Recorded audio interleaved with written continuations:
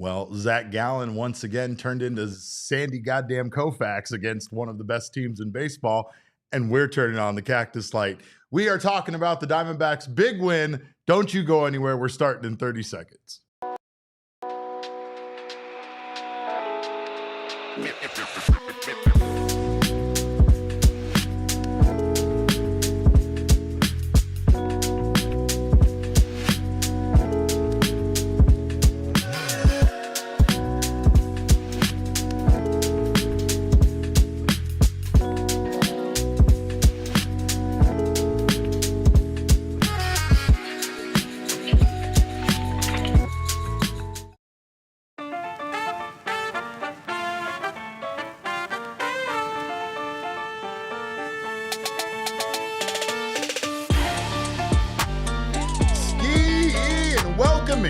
Studio K, presented by our friends at Circle K. This is the PHNX Diamondbacks podcast, live from downtown Phoenix.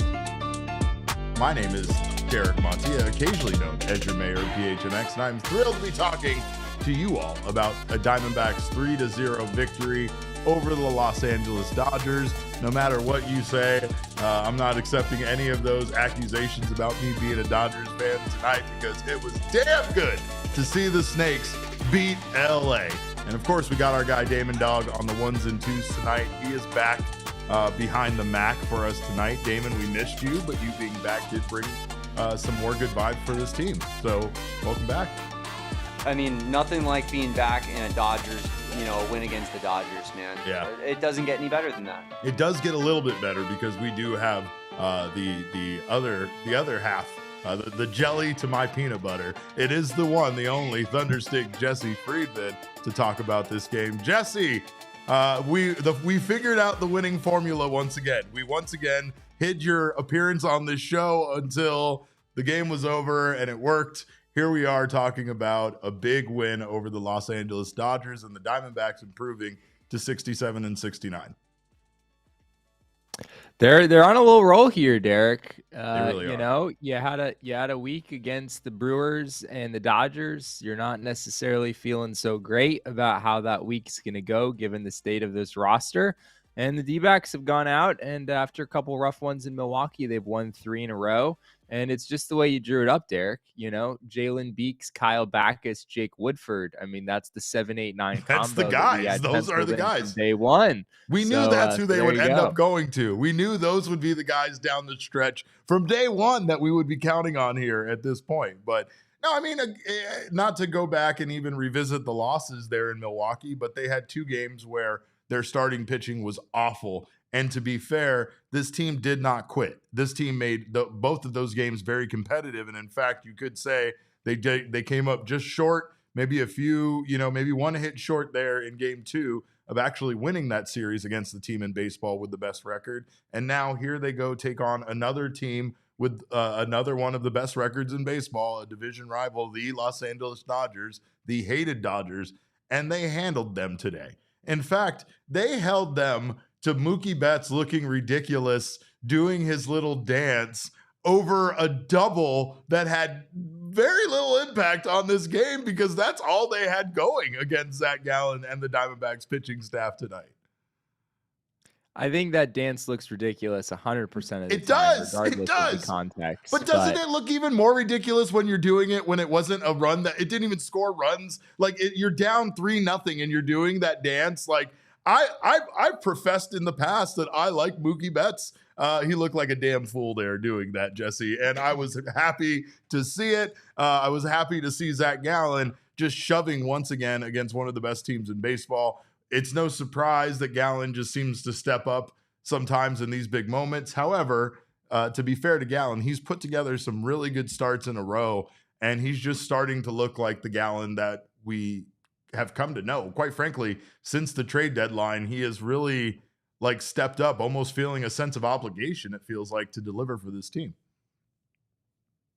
You don't want to say it's too little too late, but it kind of feels that way. There's a bit of an element of that to this for Zac Gallen, where you wonder what this season could have looked like if he was pitching like this a couple of months ago. But all the same, it certainly has a lot of meaning for him personally, given his contract situation. And it also has meaning for the Diamondbacks as well, as they weigh whether to give him a qualifying offer or not this winter.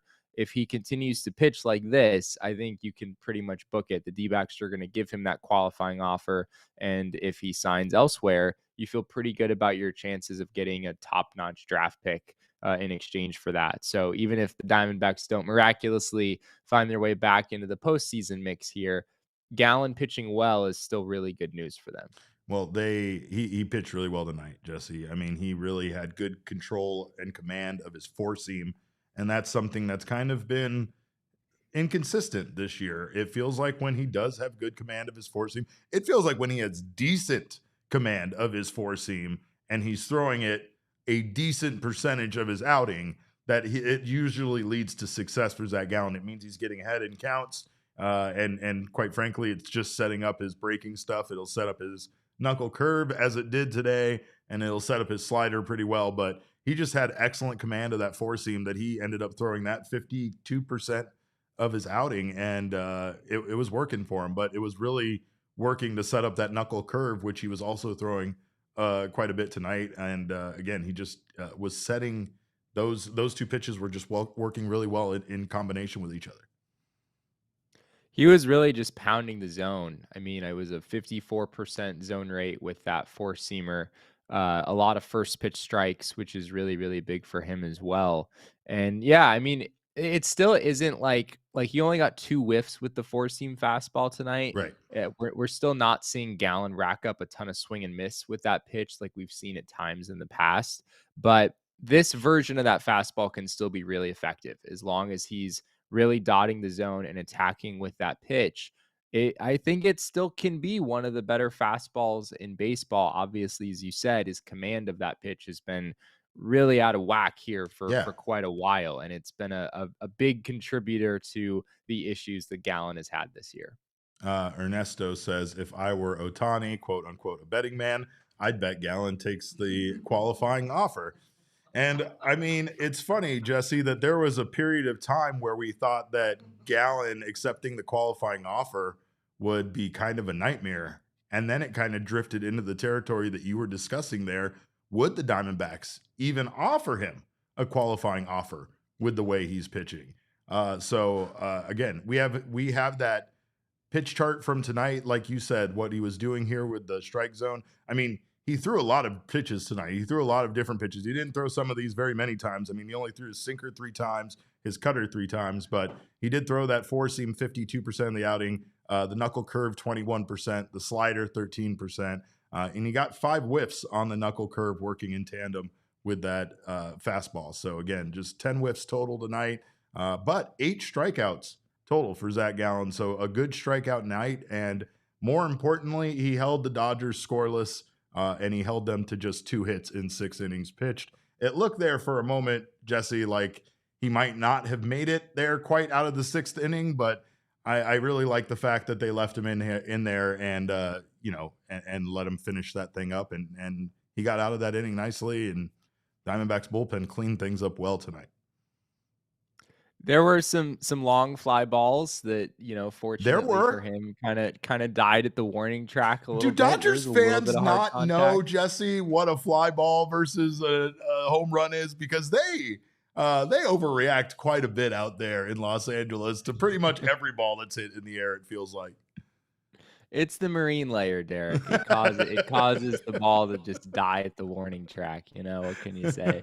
But I mean, I think the Dodgers, their expected batting average tonight, I guess I'm maybe spoiling this for you, probably planning to show it later, but I think it was 153. That's fine. That's what you do on this show. You jump way ahead.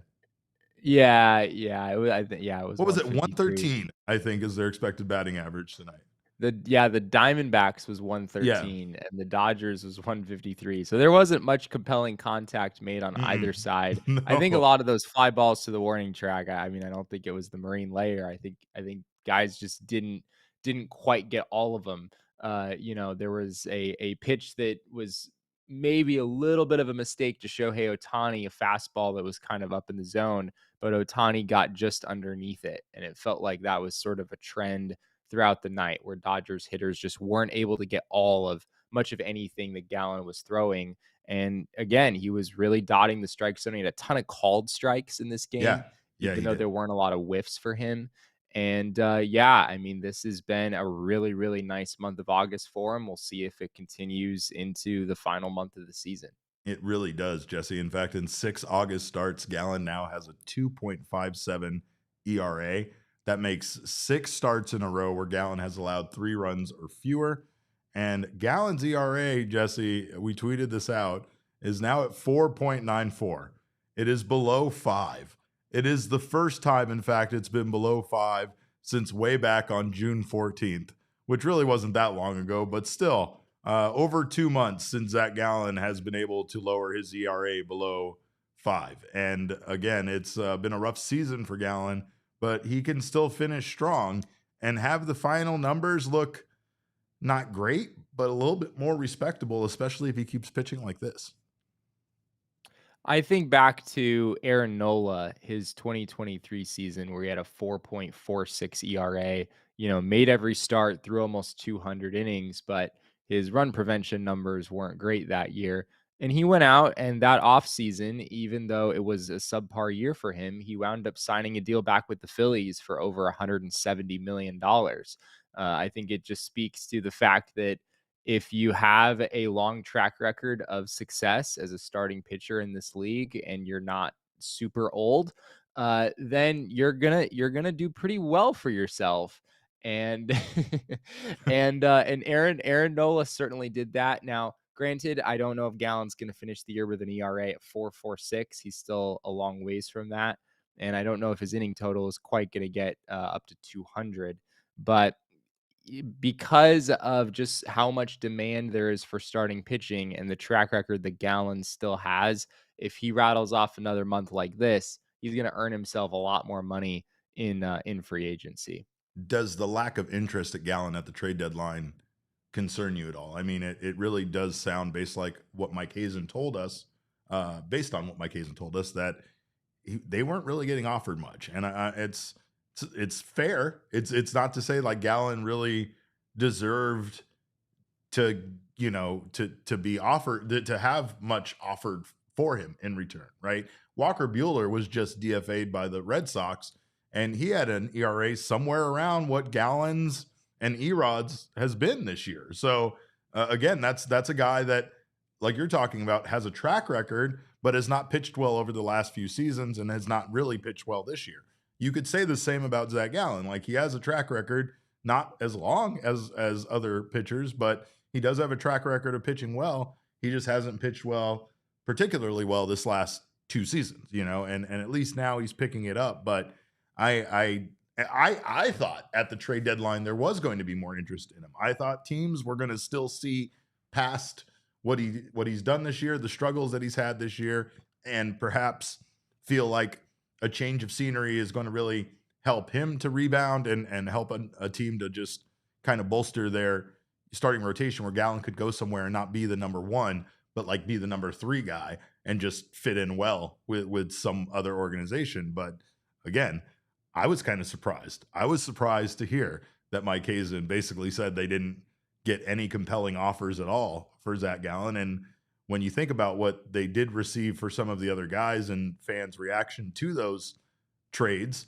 they would have been especially angry had they traded Gallen away and not received much for him. Quite frankly, with the way he's pitching, it would have been a huge mistake, and we probably would have seen him doing this with another team, where on Baseball Reference, Jesse, he would have had a different line that would have showed how good he is with them versus how good he was with the Diamondbacks. We wouldn't have looked at the combined figures at all. We would just be paying attention to the stats with another team, and those stats would have been a 2.57 ERA. I would have thrown something at a TV if I was watching Zac Gallen perform the way he has over the last 6 starts with another team. And that, quite frankly, could have been the case had some team offered more to the Diamondbacks for him than what they did at the trade deadline. It is fascinating to look at, some of the big names that are moved at the trade deadline, and then to compare their numbers since the trade deadline with the numbers of other guys who didn't get moved, who maybe weren't viewed as attractive assets at all. Like if a team had traded for Lourdes Gurriel Jr. at the Oh my trade deadline, God. they probably would have done. I know Gurriel is cooled off a little bit here, but they probably would have done better. I mean, they certainly would have done better than what Gino Suarez has produced so far. I think Naylor, his numbers are at least fairly close to what Gurriel has done. But Gurriel, in retrospect, has been probably the Diamondbacks, best hitter, at least best hitter that they possibly would have considered trading. He has the most RBI in August in franchise history. And you're right. Like we could have been seeing him do this with another team. Had they done that trade, I think a lot of fans would have been like, bye, see ya. Like there would have been no remorse about watching Lourdes Gurriel go somewhere else with the way that he performed in the first half. And yet, again, like you say, this would have been a frustrating month to see him go do this for another team. So glad he's doing it for them, and glad Zac Gallen is here doing it for them, because without those guys, this team would be definitely sunk. They wouldn't be in the position that they're in now, beating some of the best teams in baseball as they did tonight. Of course, I don't think it's any secret. Zac Gallen, by the way, 8 strikeouts. Fire up that Circle K strikeout meter, because baby, he deserves it to be lit up tonight. We almost filled it up, Jesse. Maybe next time we will fill it up and have to add another, like a second level to it. But don't forget, with every K you win at Circle K, text strike to 31310 to start saving on fuel, food, and drinks with every D-backs home game. If this were a home game, those 8 strikeouts would have gotten you a free hot dog, which would literally feed families. Wow. Zac Gallen's strikeouts total would literally feed families tonight if this was a home game. Jesse, do they have Circle Ks in your new neck of the woods? I think there are many great things about San Diego. I will not lie, but one of the not so great things is I don't think, at least not that I've seen so far. I'm still kind of new, figuring out like where the grocery store is. So I wouldn't put too much stock in whether I've seen something or not. But I don't think I've come across a Circle K yet, unfortunately. Have you found a solid chicken tendies spot yet? That's the key. That's what we really need to know. There's a few. Yeah, Okay. There's a few. So All right. we're covered on that front. Totri, That's a man who's done some research. I like how he scouted that. Oh, Look, yeah. He doesn't even know where the supermarket is, but he knows at least 4 chicken tendy restaurants that have good chicken tendies. First line of business. He doesn't let me down. He never lets me down. But Zac Gallen didn't let us down tonight, and he is definitely our king snake for tonight's game. Gallen, once again, 6 innings pitched, 2 hits, no earned runs, 8 strikeouts. He did walk 3 if you're looking for any kind of area of blemish, but I think that his walks were intentional just a little bit. I think Gallen knew what he was doing tonight, and he was pitching deliberately around, the big parts of the Dodgers lineup, and it worked. It worked well for him to not let those guys hurt him. Yeah, unfortunately, home plate umpire Phil Cuzzy didn't. He made one Awful call night. very much in Gallen's favor against Freddie Freeman. Yeah. But Gallen eventually did wind up walking Freeman on, I think it was ball 6 when all was said and done. But that walk I think was fairly intentional. It felt like Gallen would much prefer to pitch to Will Smith, and it worked out for him. It was one of those fly balls that went to the warning track, but that was a big moment in the game. 3rd time through the order in that 6th inning, Gallen was able to get out of trouble there. Yeah, Bert wasn't having it tonight. He had it with Cuzzy. Like he was just straight up giving it to him, and I'm glad. I think his exact words were, "I think he's watching another game." Yes, I think is what Bert said at a certain point. Yeah, it was great. Some of the misses are crazy, and again, I think that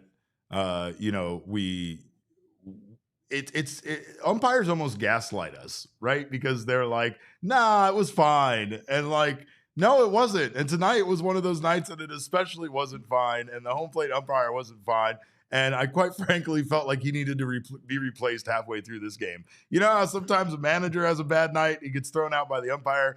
I think the 2 managers should be able to meet and collectively agree that they're going to kick the home plate umpire out from home plate. And then they can move the entire officiating crew around one base, and he has to take the walk of shame over to first, and the third base ump can come in and start calling balls and strikes. Because quite frankly, the game in Milwaukee, you had a rookie umpire show all of you losers and chumps up because that man called a great game. And I don't know his name off the top of my head, but he deserves for me to remember his name 100%.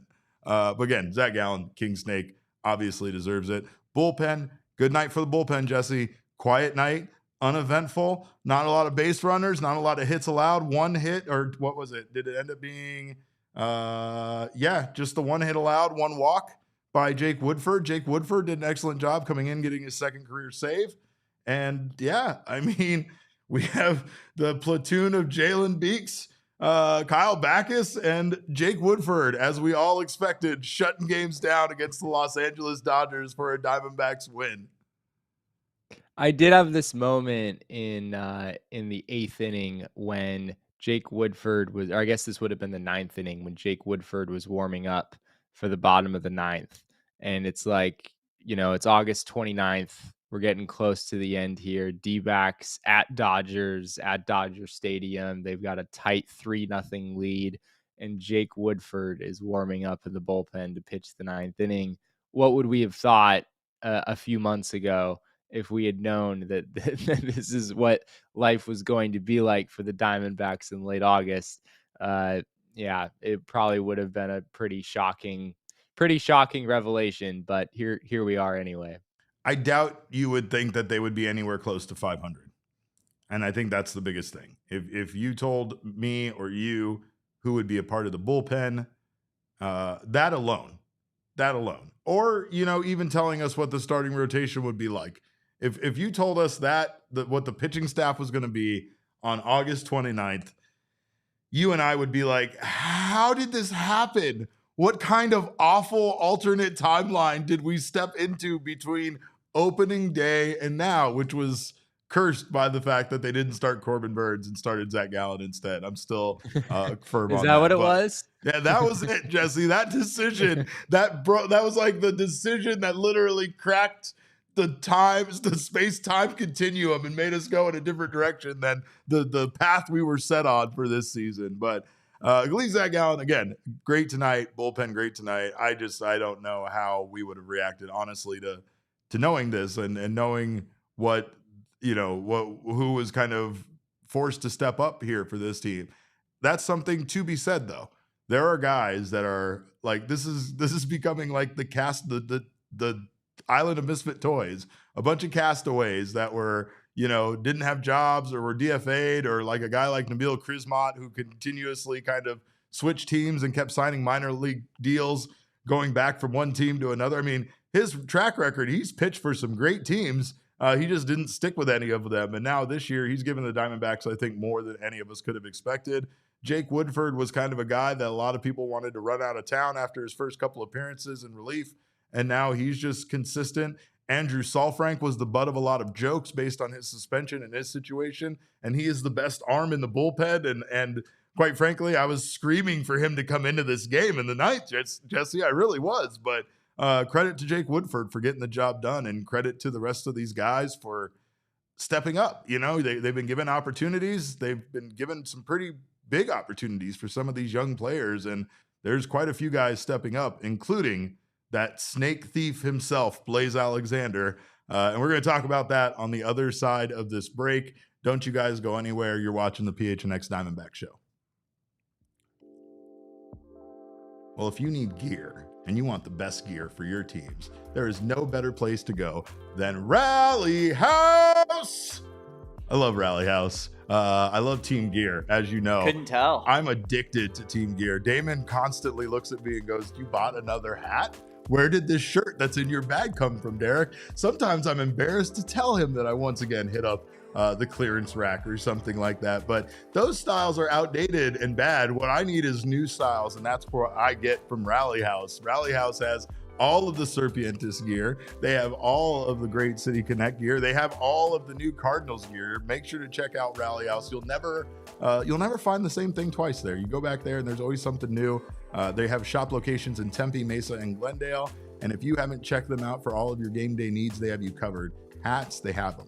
Jerseys, the best selection. Drinkware, signage, coolers, babies, diapers, all of it. Doesn't matter. They carry only Arizona sports teams too, so you don't have to go in there and find a bunch of Dodgers crap in there. Just Diamondbacks, just Suns, just Cardinals, just the best. So find your local Rally House location, and shop their entire product assortment online at rallyhouse.com today. And maybe you can get yourself hooked up with some NASCAR gear in preparation for Phoenix Raceway Championship weekend over there at Rally House, because that is coming up. That's Halloween weekend. That's how we're breaking in Halloween. We're going to spend Halloween out there at the track. And then championship weekend extends through November 2nd with the big race finishing up there. This is great. If you are not a NASCAR fan, it's a great time to come out, see the biggest race of the year. Of course, it also offers the best fan experience that you can find in any sport. Get down in the track with the Desert Diamond Casino infield experience, where you get up close with the drivers. You get to meet them, take pictures with them, walk the tracks, see the cars, and most importantly, take in the pre-race concert, which is a whole lot of fun. I got addicted to going out to NASCAR just based on one trip, and now I ride and die with Ryan Blaney. So get yourself a favorite driver and then come on out and watch Phoenix or Championship weekend at Phoenix Raceway. Don't miss your chance to witness NASCAR Championship weekend in person, coming to Phoenix Raceway October 31st through November 2nd. Tickets for Sunday's Cup Championship Series race do sell out every single year, so move fast to get yours now before they're gone. And here's the kicker. This is the end of the road for Phoenix for Championship weekend, basically having its residency here in Phoenix. NASCAR is taking Championship weekend on the road starting in 2026. So this is your last chance to catch it in Phoenix for a while. Tickets, hospitality, and upgrades are still available. Get yours now at the link in our show notes. All right. Emily's already ready to move on to football season, Jesse, and we're talking about a win over the Dodgers. Emily, she does send us some super chats. I love her for that. She says, once again, Derek, still late on the Dbacks jersey list. I've been promising to update that jersey list now for like 6 months, Jesse, and I just keep kicking that can. Try 6 years, buddy. I mean, that's when I first wrote it. Emily Williams also wants to know, Jesse, what is your favorite Mexican restaurant? Do you have a new one there in San Diego yet, or do you want to just fall back on your... clamoring. Yeah, they really want to know about this. I mean, the chicken tendies I know is important to you as like a daily nutritional thing, but when you want to splurge on good Mexican food, I know they have some good stuff out there in San Diego. Yeah, there's a couple of spots right by my day job out here that are pretty good. The place that I go most often though is a place called El Pueblo. Not so much because the food is like the best Mexican food in San Diego, but because they have fish tacos for $1.29. Oh, unlimited. Let's go. Jesse in a deal, man. Let's go. For $1.29. You know I love a good deal. I'm pumped about that more than anybody. $1.29 for fresh fish tacos in San Diego. Sign me up. I'm going to need you to text me the location of that restaurant. I might plan a trip to go watch, what is it, Survivor Series? There's a WWE pay-per-view taking place at Petco Park this November. So maybe I'll go out there, get some fish tacos, and hang out with Jesse and watch wrestling. But the Diamondbacks, Jesse, did make some roster moves before the game. That sounds like a lot like a boys' trip without Damon. All of a sudden. That does. That's what it's starting to sound like all of a sudden. That did. That sounded like I was deliberately leaving you out. The way you left me out of all of those Gila River Resort and Casino staycations, you know? It just doesn't feel like it needs to be like that, but whatever. All right. Well, we'll all go to Survivor Series together. But Jesse, speaking of surviving, the Diamondbacks optioned our new hero, Taylor Rashi, to Reno following yesterday's game. I don't love the move. I understand it because, again, with this Dodgers series, you want to bring up a fresh arm, and you did just have Rashi pitch 3 innings. However, he did pitch pretty damn well in those 3 innings, and he delivered for this team against the best team in baseball. I feel like he deserved to hang around a bit longer. Doesn't optioning him down now prevent him from coming back until like September 12th, or is there a different rule around this time of the year? Yeah, I think it would. I don't think the D-backs would be able to bring him back for that minimum number of days. Yeah, it's But like 15 days. I don't love that. That's the only reason why I don't love this is because, again, I know maybe he was just here as like a spot start, but man, you go out there and you pitch the way he did, you can't do it any better. The guy's 29 years old. It's not like he's on the younger side of being a debuting rookie here. So I don't know. I don't know what more he could have done to earn or deserve to stay up here. And I don't really love having to wait until September 12th for him to come back. it's a really unfortunate part of baseball that I mean, we see this happen pretty often, right? Where some journeyman pitcher, really cool story, finally gets the call, and then kind of regardless of how well they pitch, they're going to get optioned immediately because the team just needs another fresh arm. It's sort of a flaw in the system, but yeah, I Right. mean Taylor Rashi, 29 years old. The fact that this was his first appearance in a big league game, and he did what he did against, as you said, possibly the best team in all of baseball. It was really impressive, and maybe we haven't seen the last of him. 15 days still certainly gives him a window to come back to the Sure. majors later this year. So we'll see if that happens. Yeah, for sure. But meanwhile, Pavin Smith was placed on the 10-day IL with a strained left quad. That's retroactive to yesterday's date, August 28th. And the Diamondbacks, in their place, recalled Jordan Lawlar, who got the start today at third base, moving Blaze Alexander over to second, moving Ketel Marte to the DH. And left-handed reliever Brandon Garcia gets recalled from AAA Reno. Both of those guys on the team today. Jordan Lawlar didn't have himself a great day offensively in his debut, once again, Jesse, but he made some great defensive plays out there at third base. And again, he just shows you in every possible way why he belongs at a major league level, with the exception of his bat. And we know that can come around. I know that might be the purpose of getting him up here. They said it on the broadcast, though. He's not being evaluated as a prospect any longer. He is being evaluated now as a major league player. So I have often said that the rest of this year after the trade deadline was going to be a time to let these young guys develop. It doesn't sound like it's really that for him. It really does sound like decisions are going to be made on how the Diamondbacks move forward with Jordan Lawlar based on how well he plays between here and the end of the season. It will be really interesting to see. I mean, it sounds like it's going to be just 2 or 3 times a week that we see him in there, which again makes me. I just don't know how to feel about that. I No, how understand do the you get in a predicament the rhythm only D-backs playing are in. that often? Yeah, yeah. I mean, Blaze Alexander, though, is obviously playing really well right now. And Ketel Marte, you can certainly put Ketel at DH from time to time, but you probably don't want to do that all the time. And Mhm. then Perdomo has possibly been the best shortstop in baseball this year. And then, you're not going to play him over at first base, certainly. So the opportunity is limited. So I understand that they just feel they can't commit to Lawlar being in there 6 or 7 days a week. So it'll be interesting to see what it looks like. Obviously, today was rough. It was more of the same, a lot of swing and miss. Also, felt like his approach was maybe a little too passive at times too, where he was just Yes, taking pitches that I were agree. kind of right over the middle.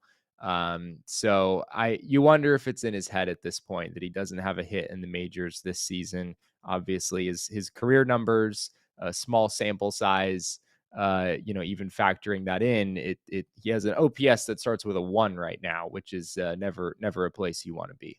Yuck. And I think it's also like it would be frustrating to me just putting myself in his shoes to go be a 300 plus hitter at a minor league level. And yes, you can add all the asterisks about Reno and the PCL to that you want, but still be able to go out there and be at least effective against pitching at a AAA level where you are considered one of the best prospects in baseball. You are considered one of the top not just 100 prospects, but you are considered one of the top 30 prospects in all of Major League Baseball, and yet you still can't really hit lefties and you can't really hit a spinning baseball. You know what I mean? A breaking ball of any kind. So I don't know. I remain patient with him. I just don't love the idea of anybody losing playing time to him, which, like you said, he's not going to play regularly. So I don't love the idea of him not playing regularly, but still being evaluated on his performances at a major league level when he's not being allowed to get into a rhythm. It just seems like a formula for disaster when it comes to him. And today it felt like it started out a little bit like a formula for disaster for this team, Jesse. The D-backs were being no hit by Blake Snell. Meanwhile, to be fair, Zac Gallen had his things going on, but we did our best to curse Blake Snell with this particular tweet that was very deliberate, as you can see. We went no hitter. Blake Snell has a no hitter going. We thought, if we bring such bad luck at times to our own team, why can't we do this? And Jesse, as I hit the enter button on this tweet, Lourdes Gurriel hit the first single of the game for the Arizona Diamondbacks. And I don't mean this in conjunction with the broadcast, because that tends to be behind. I mean, this was in conjunction with it popping up on game day, literally almost instantaneously, like as if I hit enter and that caused game day to update. So again, not saying we have magical powers, also not saying we don't have magical powers. But the fourth inning did turn things around for this team. Lourdes gets the first hit there, and then Blaze Alexander, a.k.a. Alexander Slamilton, goes yard with his 7th home run of the year, possibly his biggest home run of the year, possibly his biggest home run of his young career. It was a 2-run home run, 400 feet to left field, 107.5 miles per hour off the bat. Very hard hit. One of the only hard hit balls today for either team. And again, in a day where offense was not being generated, it was huge for Blaze to stay hot, pun intended, and deliver for this team today. Blaze has really had a nice month or so ever since this window of opportunity really came open for him. I mean, he is really taking advantage of it. I think I was looking at it earlier, his WRC plus over on Fangraphs, I think was at 118. For those people who may not be familiar, 100 is average. So above that is above average. That's a really valuable player for a guy who's playing as good a defense right now as Blaze is. I think he really has kind of cemented himself into the picture in 2026. I don't know exactly what the role is going to be, but it's hard to imagine Blaze not being penciled in on the opening day roster in some capacity, right, given what he's been for this team here in this last month. How do you not earn more playing time? That's what, again, kind of upsets me about the Jordan Lawlar thing. Not to say that I don't think Jordan Lawlar deserves a chance to finally, make a splash at a major league level, but what's your plan going forward, right? Like, what is the plan? Let's say Jordan Lawlar starts hitting and is good, and let's say Blaze gets even better than he is and he's good, and they're both your best players on your team. Are you just going to DH Ketel Marte from now on? Or are you going to rotate them where one guy's always DHing? And like it's fine, but it doesn't seem like it's a great plan. Blaze, I feel like with his arm strength and his defense, has earned that spot over there at third base. Jordan Lawlar was very good over there today. And I mean, defensively was fine. So it's not like I feel like it's a step backwards defensively there, so that it's a regression in every way from Blaze Alexander playing third base. But just offensively, Jordan Lawlar's at bats have been abysmal. That double play there in the first inning to get Ohtani and Betts, Jesse, that felt good. Jordan Lawlar to Blaze Alexander to Tyler Locklear, that's, it would be nice to see all of those guys playing there at times and having success. But 2 out of those 3 guys aren't hitting right now, and are not only not hitting, but aren't really putting together very competitive looking at bats. Yeah, I don't think you can really call these at bats competitive. I mean, again, obviously this is one game. It's been a while since we've seen Lawlar in the majors, but I've been looking at some of his numbers from down in AAA, and it's even a fairly small sample size there this year. I think it's 50, 60 games, something like that. But I've said this before, and it wasn't real popular when I said this when he was first called up, but his underlying numbers in AAA are really they're fairly unremarkable.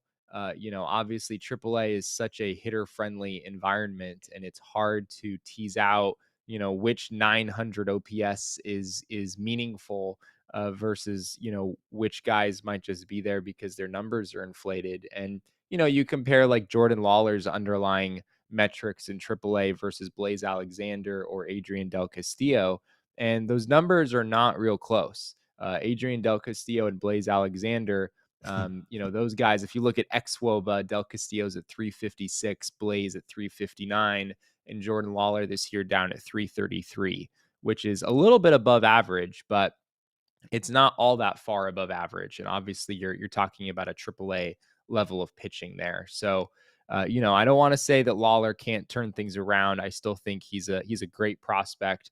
The fact that we don't have really any questions about him defensively or his base running, we expect him to be really, really good at those things.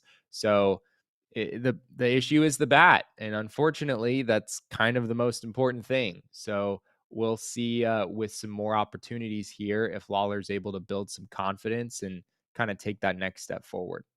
Well, the Baseball Barbacast boys tweeted this out earlier today, Jesse.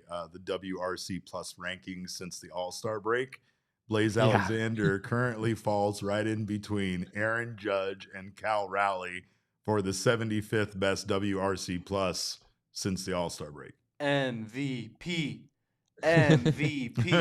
Yeah, I don't know if it says more about Blaze Raleigh or those guys. And yeah, I'm trying to figure that out. I think it might say a little more about those guys, but hey, it's still good company. You always bring us down. You're always good about bringing us back down to earth and making us realize. Also, I don't know if we've gotten your thoughts. Blaze Alexander, once again, snake thief, kidnapper of Jesse Jr., holding him ransom in exchange for me dyeing my beard to honor the Geno bet, Jesse. And he also wants a pack of Sour Patch Kids, which I felt like was just salt in an open wound at that point. But your thoughts on our adopted child being kidnapped by Blaze Alexander and giving him superpowers the way my purple hair gave Lourdes Gurriel superpowers in 2023. I'm so fascinated by the whole story. I have so many questions. Did this happen at is this the old office or the new office? I don't know. Blaze has an insider around this office, Jesse. Okay. He has a mole. He has somebody assisting him, unless he just broke in. I will say that we didn't keep things the tightest around these two offices while we were moving. There was a lot of doors left unlocked. There were a lot of things left in hallways, movers messed boxes that they were supposed to bring over. And that's on us. That's not on the movers. That's just because we're bad about organizing our stuff. As you know, we had 2 suites at the old office. We had stuff scattered everywhere, and we just weren't being very good about, making sure we got everything out of there. But Diamondbacks, they were good tonight. They were very good. Corbin Carroll, though, they didn't get much offense overall. Notable performances tonight. Corbin Carroll 1 for 4 with the double. I mean, his double and Blaze's home run, the only 2 extra base hits tonight. Gabby had a huge hit there in the 6th inning, obviously. That helped pad the lead. Corbin Carroll hits that leadoff double. That was his 26th double of the year. And then with 1 out, Gabby Moreno goes right down Gabby Lane for an RBI single that pushed the Snakes' lead to 3-0. So that was your offensive contributions in this one. Corbin Carroll 1 for 4, Gabby 1 for 4.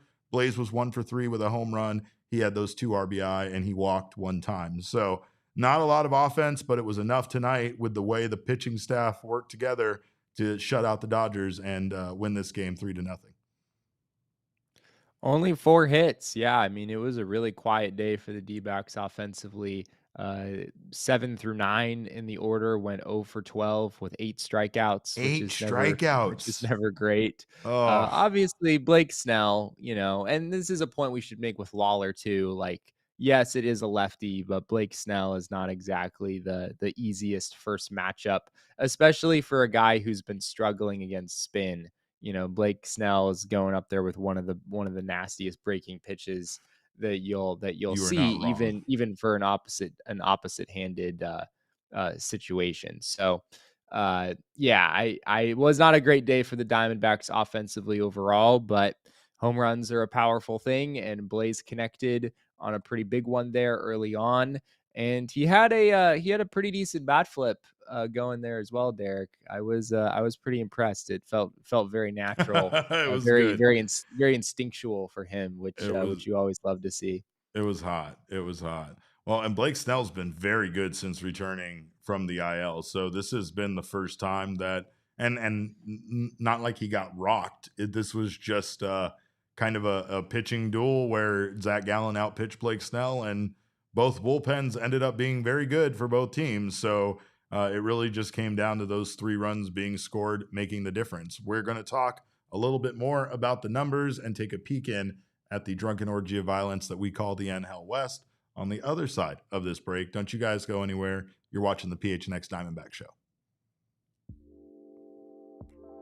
Well, whatever the moment, it's never ordinary in any Diamondbacks game this year. Who is this team? What is this team? I don't know, but it's a lot of fun to watch them, and it's a lot of fun to bet on them over at Bet365. Get down on the live in-game betting.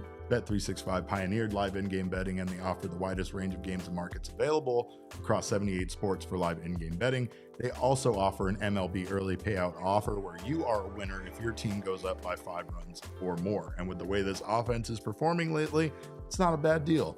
I still don't trust this bullpen, but hey, you don't have to with the early payout offer. As long as this offense can put up 5 runs and go ahead, you are a winner regardless of the outcome of the game on straight bets and parlay selections, which will be marked as winners. So breaking news right now from Bet365, they just upped the ante. New customers can get $200 in bonus bets when you bet $5, win or lose. All you got to do is sign up and use our code of PHNX365 when you do. Deposit $10 and place a bet for $5 or more to get $200 in bonus bets if your bet wins or loses. Bonus bets can be used on the spread, totals, players, props, futures, and more. Whatever the moment, it is never ordinary at Bet365. Must be 21 or over and physically located in Arizona. If you or someone you know has a gambling problem wants help, call 1-800-NEXT-STEP, text NEXT STEP to 53342, or visit problemgambling.az.gov. And man, we had a great night out at Gila River Resorts and Casinos. A big thank you to them for hosting not only our PHNX Cardinals residency night, but our PHNX fantasy draft, where I fully dominated these chumps once again. Get out of here, Derek. Honestly, no, I'm not gonna take that route. I'm gonna just try to be a normal human being when it comes to this. But I will say there were many good teams drafted. There were a lot of guys that knew what they were doing. And then there was Espo, and then there was Kevin. Okay, so then there was those guys. So I've never been more confident that I'm not going back to the Waffle House. And I want to thank the people at Gila River Resorts and Casinos for making it happen. It was a great night out there. I know a lot of people hung around and had an enjoyable evening, took advantage of that little deal we had to make a staycation on the Thursday night. And of course, if you haven't been out there, make sure to go out there and see what the best the Valley has to offer out there at Gila River Resorts and Casinos. You can hang out at either one of their 4 diamond resorts, or let relaxation take charge at the unbeatable at their unbeatable pools. They got some amazing pools again, 21 and over pool, great place for adults to go hang out. They also have an unprecedented level of excitement and entertainment you just won't find it anywhere else, including their gaming floor with over 4,500 slots and live table games. So you do you at Gila River Resorts and Casinos. Visit playathila.com for more details. All right. Well, Jesse, of course, we got to take a look here at the numbers from tonight's game, aka the count, presented by Desert Financial. Diamondbacks win this one by a score of 3-0. Like we said, the offense was not much of a factor in this game. 4 hits by the Diamondbacks, 3 hits by the Dodgers. Diamondbacks 1 for 8 with runners in scoring position. Dodgers 0 for 1. I don't know which I would rather be, a team that had terrible runners in scoring position or no opportunities at all. I feel like the no opportunities is far worse, especially in a game like this. But 2 extra base hits for the Diamondbacks, just the one Mookie Betts hit that he over celebrated there as the double for the Dodgers, and then some abysmal expected batting averages in this one. Usually they give us a little bit more than this, Jesse. 113 for the Diamondbacks, 153 for the Dodgers. The computer basically says, you chumps didn't even try at the plate tonight. That's what the computer says about the Diamondbacks and the Dodgers game. There really wasn't much hard contact at all. I mean, looking at 100 miles per hour and more for the Diamondbacks, it was just a Lourdes Gurriel single that was kind of hit right into the ground. The launch angle was well into the negatives there.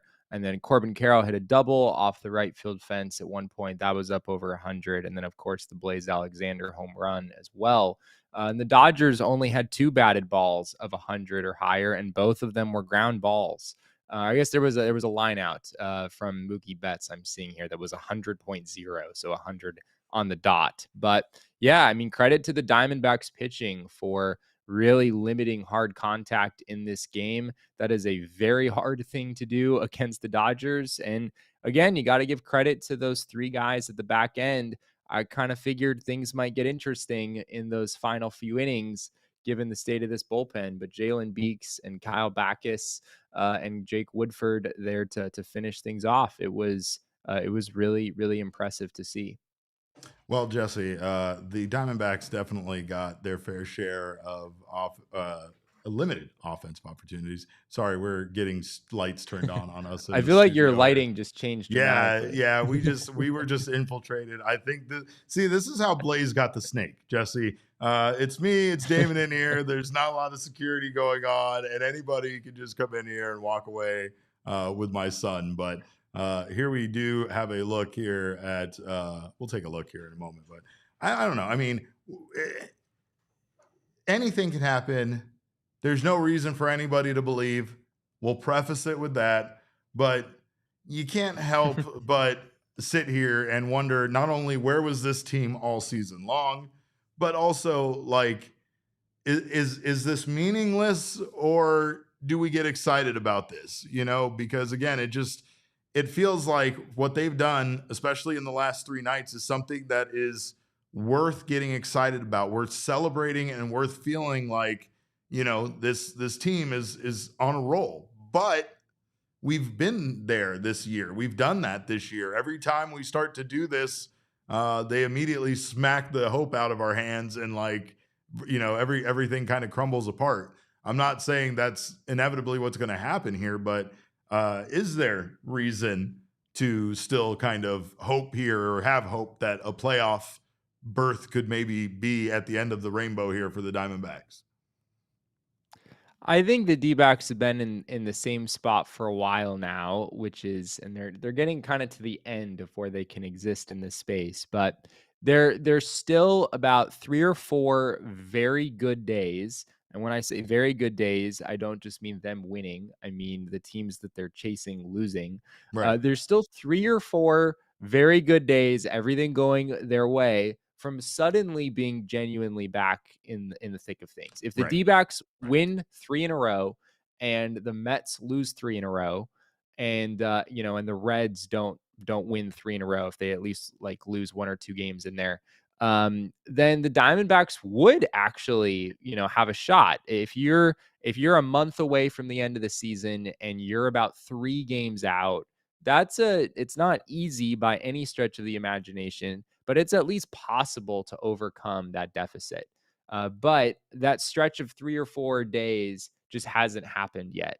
And I guess we did get to the point of being 4.5 games out. The D-backs were 4.5 out not all that long ago, but they weren't able to get any closer than that. Instead, they wound up moving in the exact opposite direction, and they're 6.5 right now. So still, they still need some magic to come together before this is really something I'm going to think seriously about. Well, let's take a look at the standings for the division now with the NL West here. Dodgers, again, 77-58 atop of the division. The Padres sit in second place at 75-60. They are 2 games back, and they are 2 games up in the wild card. Giants, meanwhile, they're at 67-68. They are 10 games back in the division, 6 games back in the wild card. Diamondbacks sit at 67-69. They are 10.5 games back in the division and 6.5 back in the wild card. They also have 6 games left against those Giants. They have 5 more games left against the Dodgers and 3 more games left against the Padres this season. It's more of the fact that they don't have more games against teams like the Twins. That's the problem, right? They have that 3-game set against the Twins, and then everybody else has a record of 500 or better, or they're in some sort of race. Even the Giants, like I've said in the past, it's not like the Giants are They're right where the Diamondbacks kind of are as far as the wild card race is, and as far as being sellers at the trade deadline. But they're tough competition. They're not somebody the Diamondbacks can just easily roll over, and they have a lot of games left against them. If they play well against the Giants, then it might be good that they have 6 games left against them. But if they don't match up well with this iteration of the Giants, then that might be problematic for them also. But again, we have a lot of baseball still left to play, and who knows what happens. But Jesse's leaving the door open that you can get him to buy in if a good week happens. So let's get a good week to happen. Let's see what happens next time we get him on the show. Maybe we can convert him then. But I will let you guys know once again, we had a great time at the PHNX residency last night. And if you missed out on the PHNX residency, or you just can't simply get enough of Bo and Johnny, I know I can't. Damon's had his fill of those 2 guys, but I could never get enough Johnny Venerable. Here's your chance. Join us on September 12th at 4:30 p.m. for a very special live PHNX Cardinals show hosted by our friends, the Rally House. We will be out in West Valley at their Glendale location, just a stone's throw away from State Farm Stadium, 2 days before the Cardinals' first home game of the year. You can see Bo and Johnny in person, plus get your chance to win with on-site giveaways. So that's going to be a whole lot of fun. The best duo in sports, well, that's me and Jesse, but it's PHNX Cardinals at the Rally House. So make sure to go out and have a good time. Check that out. Jesse, you know something, speaking of us doing this podcast together, that I have been complaining about for a very, very long time, and that is the 162 game baseball season. Now, next year's schedule, as many people have pointed out, is an absolute mess. I didn't even start to dive into it for other teams, but I didn't know other teams were as messy as the Diamondbacks schedule is. I'm still curious if that 2-game Padres set is in Mexico City, but then I looked at other teams' schedules and realized they also have a bunch of stupid 2-game sets all around the league, and it's just dumb. Next year's schedule is so dumb. But in this whole discussion about expansion and realignment and the scheduling, there was an interesting report that came out from Jason Stark at The Athletic that basically suggested that MLB expansion could mean the demise of the 162 game schedule. Let's go.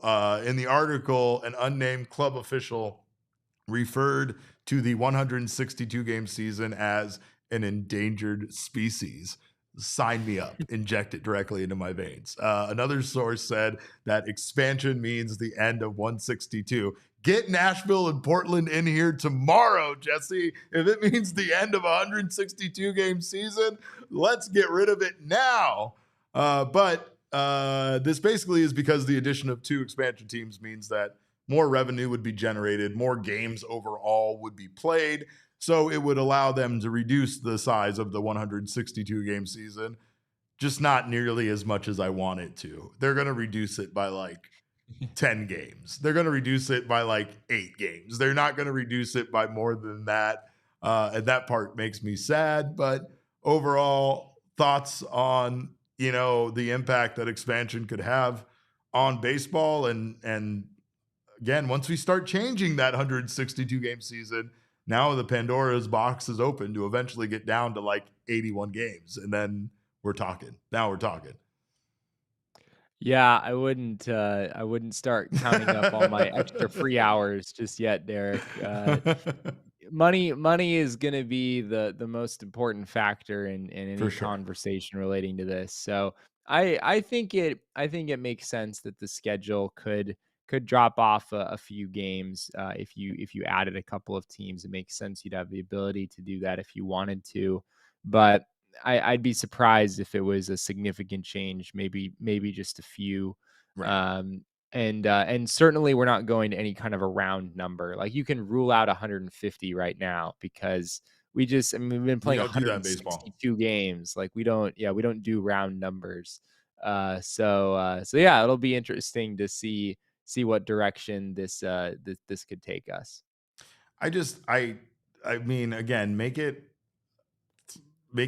some sort of multiplication of 3, Jesse, right? Let's make every series 3 games, and let's not start it on my birthday. because March 25th is way too early to be starting baseball when it's not an international game or anything like that. We're just starting baseball now on March 25th.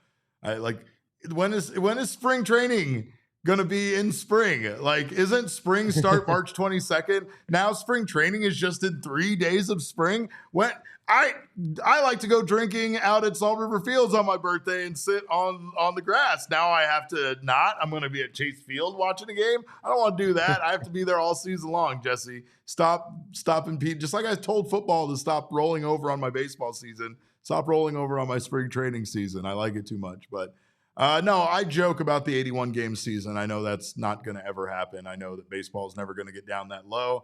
I just think that there are ways to make this make far more sense than the way it does. And like next year's schedule really feels like they truly don't care. Like, I don't even know what they were doing with the schedule. I don't know what factors are really determining them scheduling the season the way they did for next year.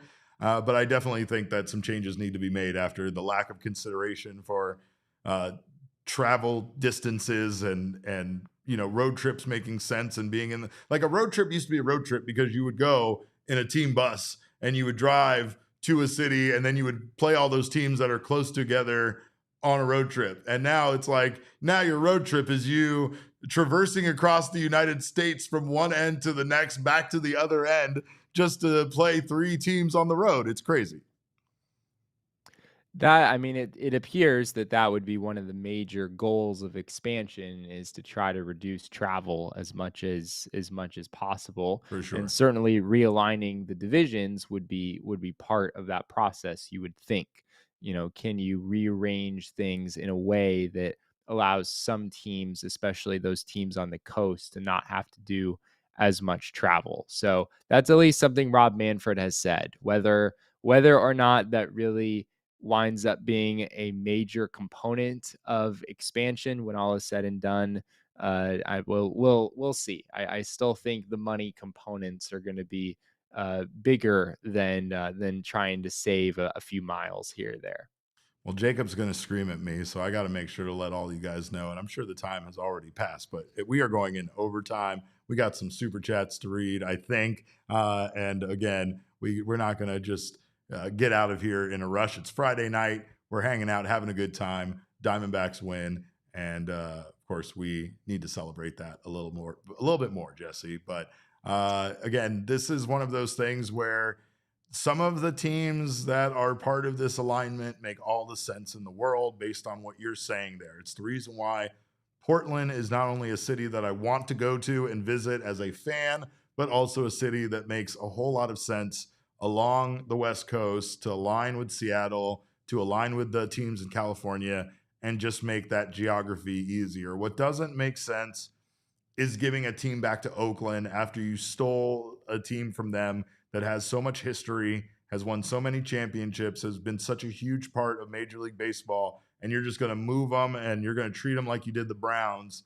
You're going to move them to a different town and then give them this fake Oakland A's team back that isn't the actual franchise. But hey, you guys can call them the Athletics because we're going to call the Las Vegas team something different. Like, that seems insane. Putting a team in Mexico City seems insane. If you talk about travel, that seems awful. Like, that's not convenient for anybody except maybe the Texas teams. And even then, that's not a short flight from anywhere in Texas to Mexico City. So a lot of the teams or areas that have been proposed don't make a ton of sense.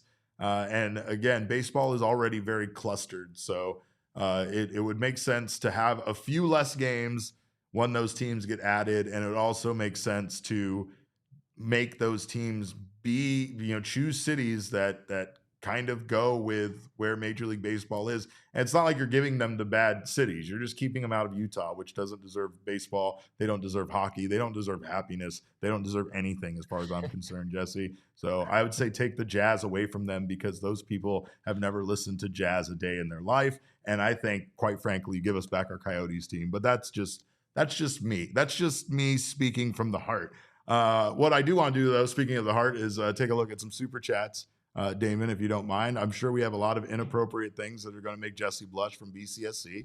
Of course. Well, first, I'm going to read his first one because I want to get this one in because I get to read this one. He says, VCSC, thank you for your super chats. He says, who is Blake Snell? Lame, dude. Thank you for not making me curse in that super chat. I appreciate you. Then he says, Blaze, big clappers, Alexander. Is he single? That I don't know. I can find out for you. He also says, oh my God, Rodriguez is on the mound today. Good luck. Yes, good luck to the Diamondbacks tomorrow. We're going to need that bullpen. He also circles back to Blaze to say, if Blaze needs a boyfriend, I'm him. I have nothing to say to that. He's also, I'm not doing that. I'm not doing that. I'm not doing any kind of Ohio chant. For the Buckeyes. Ohio Stadium will be rocking today. No, the reigning, defending national champions, the wrong Ohio show. State Buckeyes. Go do what that the on F Damon is show. A Longhorn? Overrated clowns. All right, well, the Longhorns are. I'm betting on the Buckeyes. The overrated clowns. Yeah, that part is right about the Longhorns. But all right, Jesse, this team, don't know what to expect out of them, but winning game 1 against the Dodgers certainly makes the rest of this series a little easier, right? It makes it. It takes the pressure off that you're not going into Los Angeles and going to get embarrassed. Quite frankly, you did a little bit of the embarrassing tonight with the way that you held them scoreless. So it would be great to see them have a good showing tomorrow. However, if they don't, or if Erod doesn't, it's not the end of the world because they could still win the series with Brandon Pfaadt on the mound on game 3. I'm concerned, and I would love to see both of those guys bounce back after their really bad outings the last time out. And quite frankly, this team kind of made it easier to forget about those outings with the way that their offense performed against the Brewers in both of those games. But we need Erod. We need Brandon Pfaadt. And especially if we're going to try to make any kind of, run at being above 500 here down the stretch and try to be a team that makes a play for a playoff position, those guys need to pitch well. Absolutely. Yeah. I mean, if somehow we're witnessing the beginning of a great turnaround and, one of what would certainly be one of the best stories in Diamondbacks history, it has to start with at least one of Eduardo Rodriguez or Brandon Pfaadt going on a really nice run to finish out the season. And unfortunately for the Diamondbacks, yeah, none of these pitching matchups looked all that favorable for them on paper. Even today with Zac Gallen against Blake Snell, Gallen's numbers this year certainly not great. But you look at tomorrow with Erod against Tyler Glasnow, and then on Sunday with Brandon Pfaadt against Yoshinobu Yamamoto. This is the Dodgers' rotation, their rotation for the ages that we talked about going into the season. Some of those pieces have come back now, and it's not quite the group that I think some people thought it would be still, but it is still a pretty tough group, and the Diamondbacks are getting really the brunt of it this weekend in these 3 pitchers. They really are. And I mean, this is a Dodgers team that hasn't put up the best numbers overall this year, Jesse. I mean, they came into this series with the 13th best starting pitching ERA, tied hilariously enough with the Padres for 13th at 4.04. And then the 20th best relief pitching ERA at 4.13. Oddly enough, those were kind of reversed a little bit in this game where the Diamondbacks got to the starting pitching, but the bullpen did a good job. OPS still remains very good, which is what's the most impressive part about what the Diamondbacks did today. They have a team OPS of 771, which is second in Major League Baseball. So holding them scoreless just really deserves a tip of the cap to Zac Gallen. I think Piece of Yoshi said it in the chat. But what is he? Has the 7th worst ERA in qualified starters in Major League Baseball. So we are not the worst anymore. Let's go, Zac Gallen. Proud of you for digging yourself out of the hole. Meanwhile, I'm guessing Erod's still very much down there. Probably the worst ERA for qualified starters, if he's even a qualified starter. But Jesse, we thank you again so much for your time. Appreciate you stopping by. Make sure to catch Jesse and our guy Jack Summers on Snakes Territory. You can get that podcast wherever you get this podcast, on YouTube and all of those podcast services. And make sure also to check out Jack's work over at Sports Illustrated as well. Those guys do an excellent job over there. So Jesse, thank you for your time. Thank you again to you guys for stopping by. We appreciate you being here late after a big win here over the Dodgers. As always, you can follow us all on Twitter. Jesse is at Jesse N. Friedman. I am at Cap_Caveman with a K. Damon is at Damon Dog with a DAWG at the end. And as always, we are all Damon's dogs. Bark, bark. Our show is at PHNX_Dbacks, but as always, all roads do lead to at PHNX_sports on Twitter, Instagram, and Facebook. We thank you all for being here tonight. We appreciate you guys. Love you guys. We will see you not on Monday because it is Labor Day. So we were actually getting that day off. So we will be back on Tuesday with another post-game show. I get to go see Weird Al Yankovic this weekend, and I couldn't be more excited about that. I've never got a chance to see Weird Al in person, and this is a big one on my bucket list. So very much looking forward to that. And then taking Monday, I got to now fix a leaky main water line in my house, and it's the worst thing that's ever happened to me. So that's how my weekend stacks up. I hope yours is much better than mine. Thank you all for your time. What's up, Real Damon? quick, Derek, I did just want to say, and I don't do this often, but if you're an Arizona fan and you're going to watch the Arizona football game tomorrow, please tune into our pregame show and our postgame show that we're going to have for AZ Wildcats podcast. Me and Kevin are going to provide, of course, the best coverage, Arizona Wildcats coverage all year long. So please tune into that if you're a Wildcats fan. If you're not, you don't have to watch it. I get it. Different strokes for different folks, but maybe click on the video, maybe like it. I don't know. We could use the support from the Dbacks fans. So, I expect to see some of you in the chat tomorrow, but bear down. Well, let's see. You know that I hate that school down south, but I love Kevin and I love Damon, and these guys do an outstanding job. Did you guys found Kevin? So Kevin is recovered. He's you didn't leave him at the old You should have seen you should have seen the amount of panic and work that they did to find Kevin. But meanwhile, Jesse, nobody lifted a finger to find JJ. There wasn't a single call to the police. There wasn't a search put on. No one went back to check the old office. Nothing. Nobody did anything. And then Blaze at least let us stop going crazy wondering where he was and at least took accountability for kidnapping him. So I appreciate him for that. But I do not appreciate him taking my damn snake. And that is something that I feel like I want, how I can't impact how good he's playing right now. I can't do anything about that. I just have to let it play out. So this is where we're at. This is what we're doing, and it's unfortunate. But anyway, Sean says more of this is PHNX videos. It's funny because those are funny. But we really did lose Kevin. So that part, not so funny. But those guys, they do a great job. Kevin, very lovable. Damon, extremely passionate. If you join the show tomorrow, there's a 75% chance he's going to scream at you. So we have a post-game segment called Damon's Doghouse, where I'm going to rip into somebody in and around the game. Doesn't have to be a player. Could be like the ref or maybe a fan or something. Even a mascot. But someone's getting their head taken off. That's for sure. One of those Wildcats for sure. But hey, we thank you guys so much for your time. We appreciate you stopping by. We'll see you on Tuesday. Until then, like we said, have a wonderful Labor Day weekend. Hope you guys enjoy yourselves, behave yourselves, and remember, kids, baseball is fun, but man, it's so much more fun when Zac Gallen is pitching at this level. We all silly like the mayor.